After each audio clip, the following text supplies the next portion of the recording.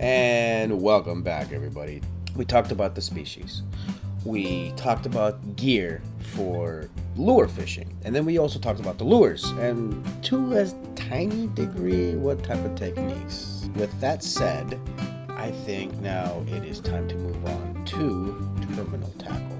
Or actually, before terminal tackle, I want to go ahead and touch up on the gear you should use for bait fishing, which is our next subject, which terminal tackle fits into beautifully. My go-to bait or live bait, natural bait, whatever you call it, anything that's not an artificial go-to setup is this right here.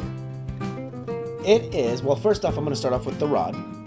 It is a Penn Squadron, 7 foot, basically the same one on the Shimano Calcutta, but for spinning. It's 7 foot, medium lightweight, fast action, which is still a little stiff.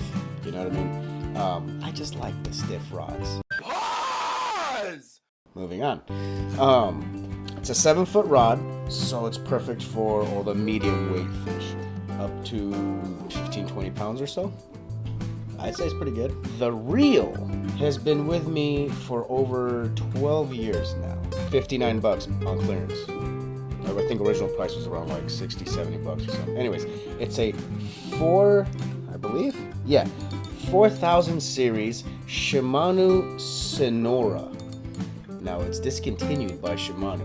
This is one of the best damn reels I've ever had in my life. Butter smooth, can cast for miles. The drag, even though it's a 4000 series, which means it can handle 12-pound monofilament max, monofilament fishing line. 12-pound test, which is okay, but the drag on here can go up to 25 pounds, which means you can handle some pretty big fish. Now, unfortunately, it's discontinued, and I can't recommend anything else because this is the only rod like this. This is the only reel like this. The only other thing I can recommend is a Penn Battle. Those are expensive. Maybe finding another Shimano around this size for maybe that price range, between 50 to 70 bucks. It'll be comparable, but this one, my God, it chugs on. Just rinsing it out with fresh water and very little maintenance. 12 years. Why it can handle 25 pounds of drag is because it can also handle braided line as well. It's actually designed for braided line. It's what I read anyway. More on that when I'm talking about fishing line. So I can literally put whatever line I want. If I wanted to switch to braid up to 25 pounds, I can, and then I can go out there for tuna.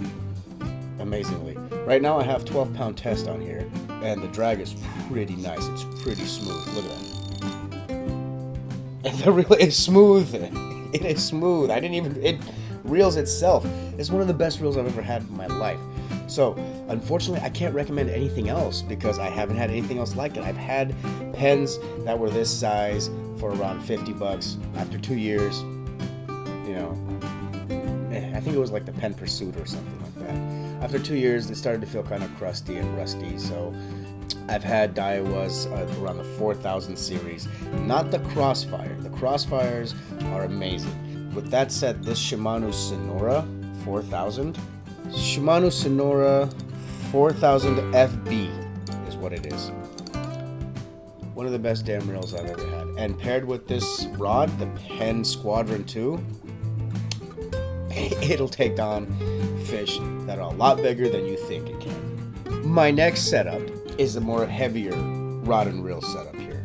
I picked it up at Surprise Walmart because I was going shark fishing with Jeremiah, a good buddy of mine. I'll put links in the description and stuff like that.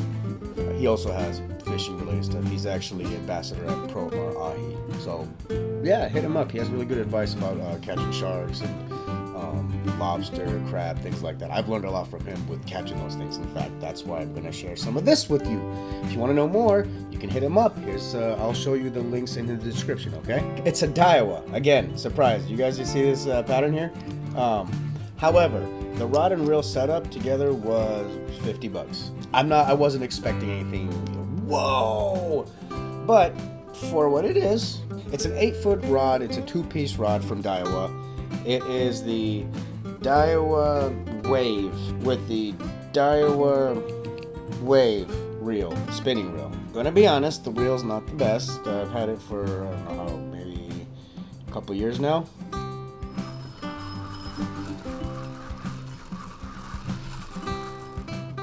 It's a coffee grinder over here. And you know me, I maintain my rods and reels very well, so yeah. I rinse this out regularly. I've even taken it apart to like do a serious cleaning, but it's just lower quality parts. That's what I'm saying. It's not Daiwa's fault. They have to meet a price range for these types of things, and for what it is, it's good. I mean, it's not. It's pretty like it goes. It's pretty smooth, but it doesn't feel smooth because of the grindy way. But like nothing's really stopping it. It just goes, and it can cast pretty far too, especially with an 8-foot rod. For what it is, it's very well efficient, I should say. It's a Daiwa Wave 400 series. Again, it's a 400, same as the Shimano, but with a slapped onto a bigger rod. One of these, 15-pound test, with a longer 8-foot rod, perfect for like more traditional surf fishing, I would say, like tossing it really out there with a heavy 2-ounce, 3-ounce weight. This thing can huck it out there because it's a lighter, more flexible rod. It has that catapult effect. I want that in a big rod like this that I'm tossing out for like surf fishing or bigger inshore fish for like big bass, halibut, sharks, rays, things like that. I want that in a rod like this. Not necessarily in a lure rod, but in a bait rod, because I want to huck it out there, and it's designed to do that, especially with this really smooth yet noisy reel. One thing I could say is the drag's actually pretty decent. It's not like, oh, jank or anything. No, it's relatively smooth. You can hear the clicks and stuff. This works perfectly fine.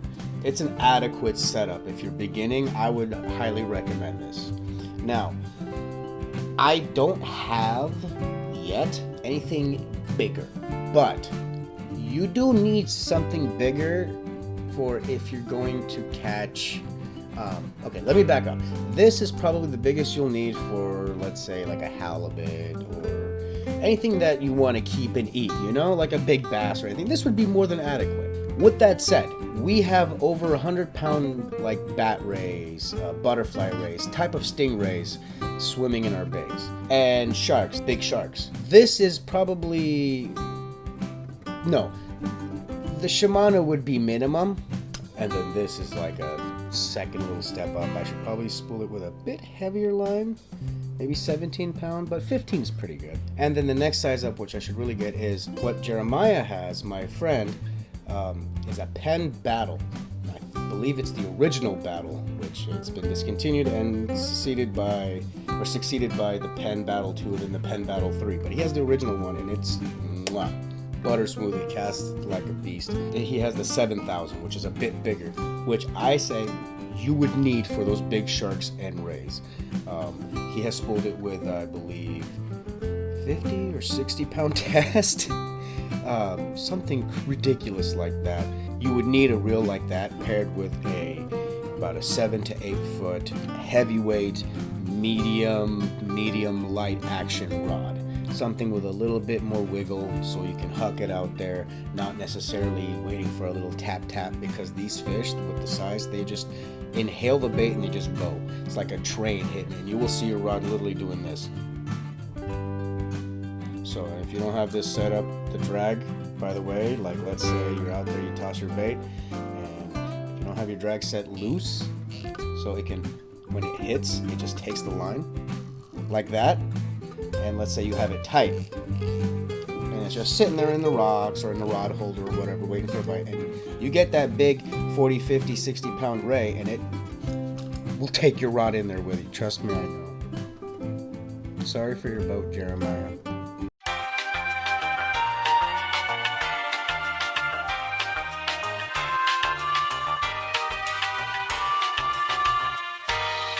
But you do need a big rod, and make sure you have this drag loose, so when the fish does take it, it's just taking line so you can come back and tighten it appropriately and start fighting the fish. Now that you have the appropriate, what I can use to catch these fish, let's move on to fishing line. I want to get this out the way. monofilament, you've heard, fluorocarbon, and the braid. There's advantages and disadvantages to all three.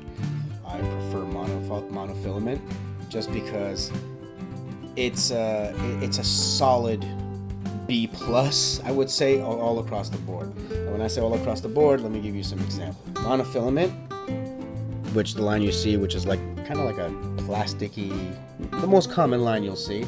It's pretty good abrasive resistant. That means when it rubs against rocks or something like that, it'll hold, for a good long while before you start to see nicks on the line. It also is relatively clear, so the visibility is pretty low depending on the color you get. Like I usually get low vis green or clear, and the strength is pretty good for the size, and the stretch is relatively low nowadays because the monofilament now, it's pretty good technology and the stretch is virtually not there. So it's a good solid line all around. Fluorocarbon, main advantage honestly is that it disappears when it's in the water. It's like the fish can't see it. Which is pretty cool if you want to get those finicky fish, or if, like, let's say you're in a tournament and that bass that you need to bite or whatever is dependent on you using a line that it can't see. I understand, get those finicky fish or something like that. It's a really expensive line. Doesn't really hold up well to the elements, like with bright sunlight, heat, anything like that. Same thing with monofilament, but it's more it's tougher and it's more durable than, let's say, fluorocarbon. It'll just fall apart and be brittle after 1 or 2 fishing trips, and you got to replace it. And it's expensive. Braid is literally what it is. It's just a bunch of little lines braided together to make one bigger line. The main advantage of that is that you can, with same thickness of a, let's say, monofilament, the weight strength is much higher. Let's say this is the 12-pound test. So let's say a braided line with this thickness would be probably around 40 to 50 pound test. Amazing, right? Well, there comes a big disadvantage with that. It's not so abrasive resistant. In fact, it sucks at that. Let's say you have a fish hooked on with a braided line and it dives straight to the rocks, and then you hit a rock 1 or 2 times, that line's breaking. Or at least you're getting a really deep nick in some of those braids, reducing that line strength to, I don't know, let's say if it's 40, you're going down to about 15, 10. So, it's great for open water, not so good for places with rocks and sharp objects. But yeah, that's why I use monofilament. It's cheap, it's good all around, it's strong, it's clear, it's hard to see, and it's cheap. So yeah, monofilament. Now, tons of brands out there. To name a few, there's Stren, there's Trilene, there's Fireline, there's Spiderwire, there's Andy or And, I don't know how to pronounce that. There's P-Line, tons of lines. I use Stren and Triline, whatever. Affordable, good. Made in USA. It's hard to come by now, but this and Triline. Triline I usually buy in bulk because it's more economic that way. Trilene, this is Trilene Big Game, works perfectly fine. It's 15-pound test and you get like 3,000 plus yards, 3,600 yards. $40 at Walmart. Sold. Also made in America. But yeah, first choice for like the ladder lines, for me, it's always Stren. I'm not paid by any of these companies, by the way. I wish, or sponsored or something. Just give me some free line, please. I want some gear. Stren works perfectly fine. Now, not all monofilaments made the same. This monofilament, and to an extent, this one right here. Might as well show you all of them. This is like Stren High Impact, which is the Stren's version of the Big Game. 20-pound minus 60. Yeah, also made in America, by the way. One line 6-pound test could be another line 7 or 8-pound test, But they both say 6-pound test. Stren is pretty accurate, and to an extent, Trilene, because they're owned by the same parent company, Pure Fishing, I believe, but they're competitors. Anyways, the line strength is pretty accurate, not 100%, but it's pretty accurate. So like, let's say if you use 6-pound test and you caught something big, like some 10-pound fish, yes, you did catch it. You did catch the fish with something that's close to 6-pound tests, whether it's 6.5 or 7, or let's say even 5.5, That's rare. That's probably usually because the line is old, but usually you'll get at least 6 to like 7, you know? Or if it's 10, it's between 10 to 11 or something like that. My brother uses Cajun line, which is owned by Zepco. Pretty good line. Cajun lines, their whole thing is they use red line, and red is a color that disappears right away in about 10 to 12 feet of water. So if you're doing anything deep related fishing, that's a really good line to use because it will disappear and it's cheaper than the fluorocarbon.